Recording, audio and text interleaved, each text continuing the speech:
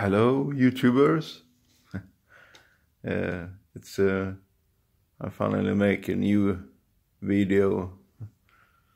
I haven't done any video for a couple of years, and it's time to make some video now. Excuse me for my English is not so good. But anyway, I like to speak English because I'm gonna be put it on YouTube and everyone is gonna understand me. So I need to speak that language. Anyway, and like I said, I am a musician now it's a type of hobby after work, so but I really want to get into and play concerts and concerts and play with other people, like a drummer and a keyboarder and bass. And I had a band when I was in my teen years, and it's maybe 15 years ago. So it's a long time ago since I was in a band, and it was a 6-piece metal band. No, not a keyboard. It's 3 guitars actually. So it's kind of Iron Maiden metal, but it was kind of a more amateur kind of band. We wasn't very serious about that. Maybe in the beginning we were very serious, and we wanted to gig, find some place to gig for people, but we didn't get that long. Every time we're gonna play, we're gonna rehearse at one place in Stockholm, in Sweden. It's called Kallhäll, and it was a rehearsal space there, rehearsal place. Sorry, and it's kind of small place, but it already had amplifiers, and I have my guitar with me. Then I had my Kramer Striker that I sold many years ago, but I had that with the Floyd Rose and everything. Oof. It was a terrible guitar to restring, but anyway, and we rehearsed a bit, and he came up with a few songs, and suddenly the bass player left because he was to start another band, and the drummer left, and the guitarist left, and suddenly there was just the two of us, just Matthias and me, and we decided to just wrap it up, and he went to finish school and started to finish the rest that he didn't make in the school. So, and I was also changing school, and I moved up to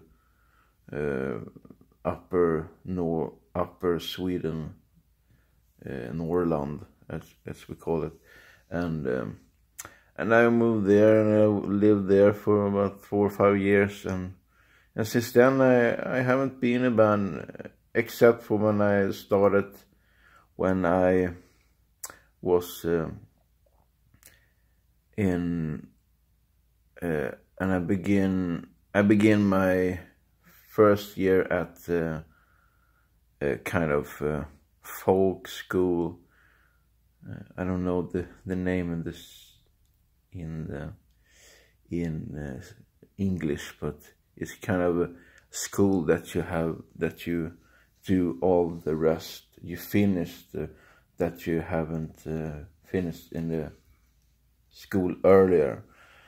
and you can also live there so I live there actually not in the school, but we have some small houses beside the school that I had a small, not apartment, it's actually a room, just with a shower and just a sleeping kind of.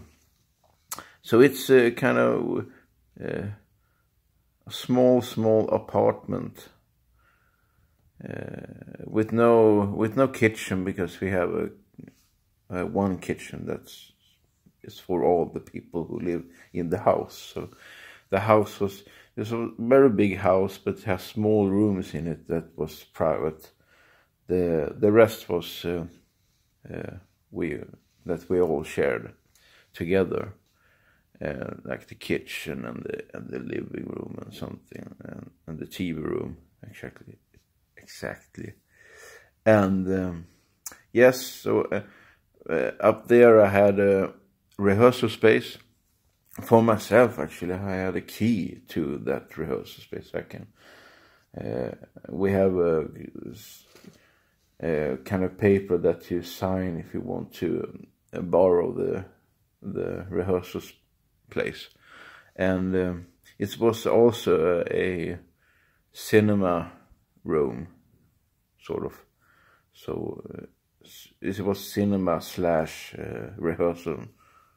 rehearsal place. So anyway, I was there, and I had a little musical group there, and I played maybe a lot of different kind of music, and we have a music theory there, and which I am sort of not bad, but I was trying very hard with that theory bits, because all of my musical skills is about the ears, exactly. I can't read. I can read music, but it takes time to figure it out how to play that. I can read some notations, but I really depend on my ear. It's like Prince. He wasn't a big fan of music theory, and he was the greatest musician on earth. And it's a lot of among him also. So it's hard to believe that, but it's not hard to believe that. It's difficult for someone to believe that a great musician as he doesn't read music. He just listen to it and remember it. And I also write music to my friend. I was friend maybe since the high school years, and since my teen years, exactly. And so that is a sort of I met him in 2005, and we have been friends since then, so it's a pretty long time ago, more than 10 years. And we write music together, and he writes the lyrics and I write the music, and not write, I compose, and sitting with my guitar and just play some chords and a little bit of melody and something like that. And I just make a demo with my voice, which is not great, but I try, and he just put out some lyrics that he thought that suits the music, and he listened to the music and sort of placed the words on the right spot. And then we also made a album there school as a school project, and it's a CD with 20 songs, and one of them I play all the instruments. I play the drums, the guitars, obviously the lead guitar, like I am, and the bass and the drums. I think I said that. A lot of instruments, and also the backing vocals on some songs. So it's very interesting that record is almost it's more than 10 years old. So it's a very good. Well, it was a good start and he went on to music school, and he studied music, and he played with other people, but he still have me with writing music with, and then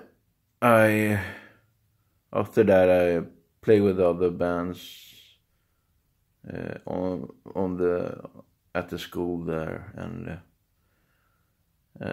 we played some concert, and I did a small concert by myself as a solo type of performance with background recordings, and I just play guitar after it as a concert for the people, and I think it was a couple of hundred people in there.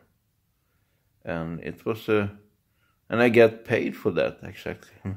500 Swedish kroner. It's like 50 euros. It's a pretty good amount of money for that concert. And I was really happy. I was kind of surprised, but they didn't say anything that I'm gonna get some money for that. And I did. We call it stipendium in Sweden. And it's sort of, you get paid that you give a good concert, and you get paid for that.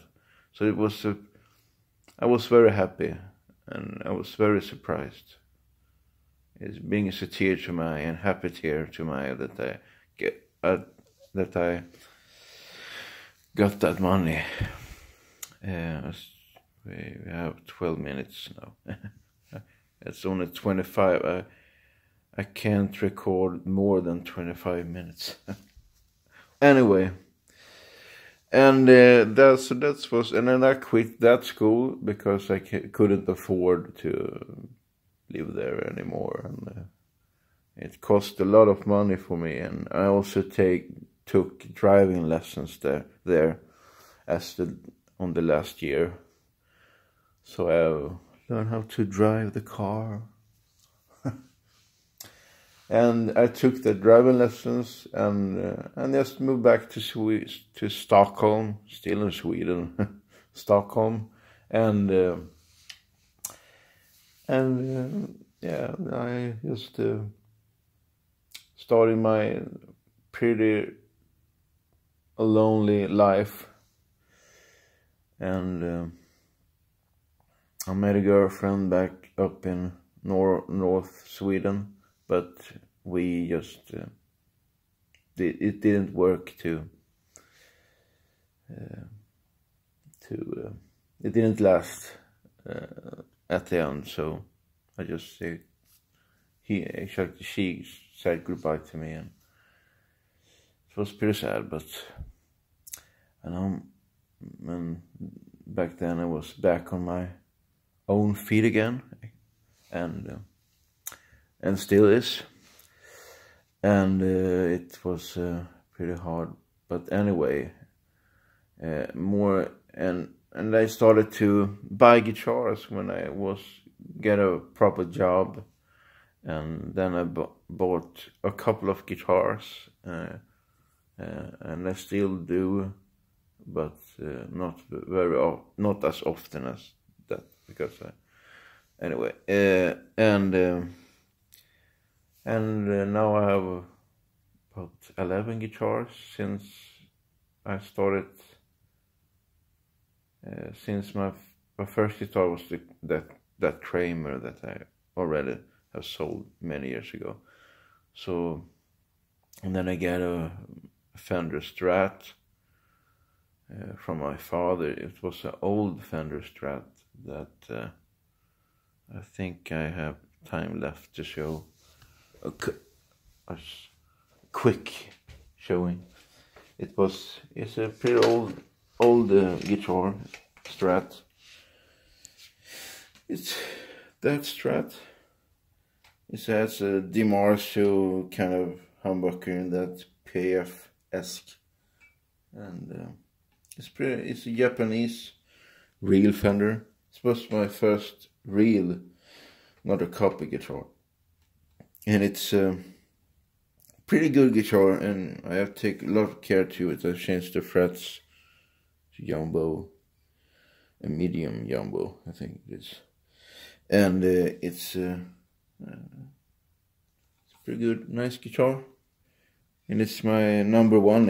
I used it, I've toured with it once, and it's really nice. I love it. It's my baby. Exactly. And then I actually bought my first Les Paul here. I think I have time left. Yes, a couple of minutes.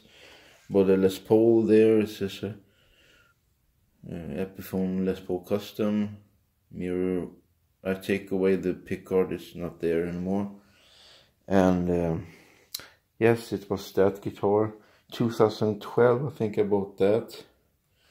And 2014 I bought this kind of Les Paul, another Les Paul. It's I changed the knobs to cool ones, and also the pickup is a Super Distortion by DiMarzio. It's the cream. I think the cream pickup is a DiMarzio Super Distortion, and the neck is just a Epiphone stock. And it came with Grover tuners. It was a really nice value. And yes, and the last guitar and the other guitar I bought is a SG. Another is by my Epiphone or Gibson. It's a same but different. And I also changed the knobs to a more cool looking kind of metal. I just found them on Wish, I think. It was a app store, and it was a really great thing. It does cost nothing, nothing to ship it and nothing to get it. And the second after that, or just we don't have to use to show it in order. And I bought this Flying V, or kind of King V shape guitar. It is a Jackson King V. It's actually a cheaper version of the King V, but it's a pretty good guitar. That cost me nothing. I think I paid $200 in dollars, maybe $200. It's actually $238, not dollars, Swedish krona. So maybe $200 for that guitar. It's really insanely cheap, but it's very good guitar. So we can really shred them. And after that, I bought my second Strat, and it's a cool Squier. Come to the more light here. It's a really great, good-looking Strat. I can show it maybe as this. It's a really nice Strat. It's a three-tone sunburst Squier vintage modified. and I changed the pickup to a Seymour Duncan SSL, I think it is. Pretty hot sync coil. And they are also the Duncan designed. Those cheap and kind of not crappy, but they are not terrible, but they are not good either. I just wanted something a little bit hotter than that. And I forgot that the Jackson guitar, I had to replace it with this pickup is a EMG, a passive 81 on the Jackson, and this Les Paul, it is also passive 81 in that. And that's great. On the ST is the original pickups, the stock pickups. And yeah, it's about that. Or no, it's not finished. We have this 7-string also by Schecter. This is my first 7-string, first and only 7-string. It's a pretty good guitar. I bought it not new, I bought it used at a guitar shop.